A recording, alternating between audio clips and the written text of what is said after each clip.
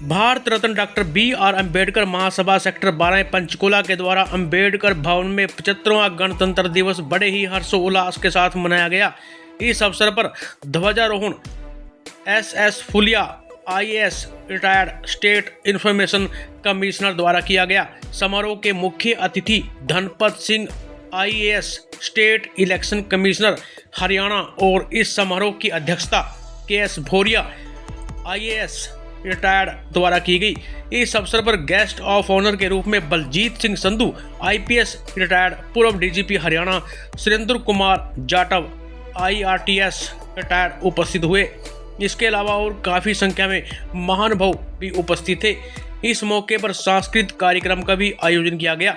प्रधान Suresh मोरका Bharat Ratna B.R. Ambedkar महासभा के द्वारा कार्यक्रम में आए सभी विशिष्ट अतिथियों को शॉल व स्मृति चिन्ह देकर सम्मान भी किया गया। Myself DP Puniya, general secretary, ex general secretary doctor B.R. Ambedkar Mahasabha और deputy director in higher education Haryana. आज के गणतंत्र दिवस के उपलक्ष्य में मैं आप सभी को बहुत बहुत शुभकामनाएं और मुबारकबाद देना चाहूँगा। इसी कड़ी में गणतंत्र दिवस के उपलक्ष्य में ही डॉक्टर B.R. अम्बेडकर महासभा के प्रांगण में सुबह ध्वजारोहण किया गया। 9:55 पर डॉक्टर SS फुलिया जो state election commissioner state information commissioner हैं उनके द्वारा ध्वजारोहण किया गया। उसके उपरांत यहाँ पर पूरे दिन का एक सेमिनार आयोजित किया जाता है जिसमें बाबा साहब जिनकी बदौलत आज ये गणतंत्र दिवस को हम सभी बहुत हर्षोल्लास के साथ मना रहे हैं, उनकी शिक्षाओं के प्रचार प्रसार के लिए पूरे दिन का एक सेमिनार आयोजित किया जाता है जिसमें उच्च कोटि के शिक्षाविद डॉक्टर निशा बुराक और चहल साहब प्रोफेसर जो कुरुक्षेत्र यूनिवर्सिटी में हैं उनके द्वारा इसका व्याख्यान किया जाएगा।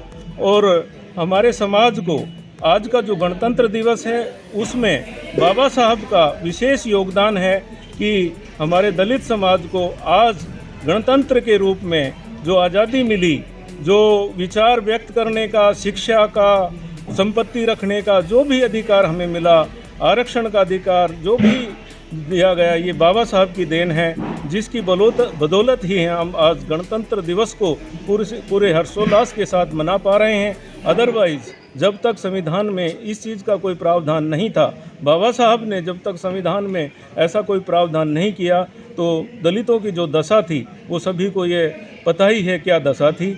उस दशा के सुधार में बाबा साहब ने जो भारत का ये विश्व का जो सर्वश्रेष्ठ संविधान तैयार करके ये प्रावधान किया, उसी के अनुसार आज हम खुली सांस ले पा रहे हैं। और आज मैं तो ये कहूँगा हम सभी का आज मुख्य रूप से दिवाली का उत्सव ही भी हम एक गणतंत्र के रूप में ही देख पाते हैं। अदरवाइज़ हमारे लिए अगर बाबा साहब ने संविधान में ये कोई प्रावधान नहीं करते तो हमारी जो दशा थी वो सभी को पता ही है। इसी कड़ी में हमारी डॉक्टर B.R. अम्बेडकर महासभा पूरे हर्षोल्लास के साथ हर वर्ष इस गणतंत्र दिवस को मनाती है और इसी कड़ी में आज भी हम पूरे हर्षोल्लास के साथ इसको मना रहे हैं। इस खास मौके जो संविधान को लेकर खासकर युवा पीढ़ी है जो आज की, उसे क्या अपील करेंगे आप, क्या संदेश देंगे? युवा पीढ़ी से मेरा और महासभा की यही अपील है कि बाबा साहब के द्वारा दिए गए संविधान में व्यवस्था के अनुसार वो उनका प्रयोग करें और अपनी शक्ति को पहचानें और बाबा साहब की शिक्षाओं के प्रचार प्रसार में अपना समय व्यतीत करें। और जो मेन उद्देश्य उनका बाबा साहब था शिक्षित होना, वो शिक्षित हों और फिर संगठित हों और अपने संविधान के प्रति जागृत होते हुए उसको संगठित रहें। शुभकामनाओं के लिए धन्यवाद। मैं गुरु रविदास सभा पंचकुला का जनरल सेक्रेटरी जयवीर रंगा। आज गणतंत्र दिवस है। वास्तव में ये हर भारतीय के लिए गर्व की बात है कि एक ऐसा तंत्र बाबा साहब ने दिया जिसके तहत पूरा देश बहुत अच्छे से चल रहा है। हमारे देश की डेमोक्रेसी पूरी दुनिया की सबसे अच्छी डेमोक्रेसी है और देश की जो व्यवस्थाएं हैं संविधान के अनुरूप चल रही हैं। देश में संविधान रीढ़ की हड्डी की तरह काम कर रहा है। मैं आज के दिन के लिए आप सभी को इस अवसर पर भारत रत्न डॉक्टर B.R. अम्बेडकर महासभा सेक्टर 12A पंचकुला की ओर से भी सभी को हार्दिक शुभकामनाएं प्रेषित करता हूं। जैसे आप श्री गुरु रविदास भवन के अभी जनरल सेक्रेटरी भी नियुक्ति हो, तो जो सबसे पहले आपकी प्राथमिकता है वहाँ के कार्यों को लेके क्या रहेगी? देखो, वो एक धार्मिक संस्था है।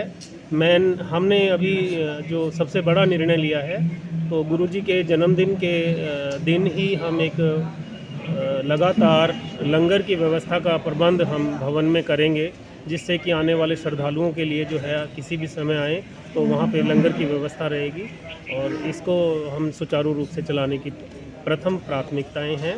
और बहुत सारी चीज़ें हैं, लेबॉर्ट्री की व्यवस्था वहाँ करना है, शिक्षा की व्यवस्था को और समुचित करना है, और हमने छात्रावास का भी सोचा है वहाँ पे। तो बहुत सारे काम हैं जो वहाँ पेंडिंग हैं, जिनको हमने अभी करना है। लंबे समय के बाद वहाँ चुनाव हुआ है, और मैं सभी के सहयोग से इन सभी सफलताओं की ओर हम अग्रसर रहेंगे। जी, थैंक यू।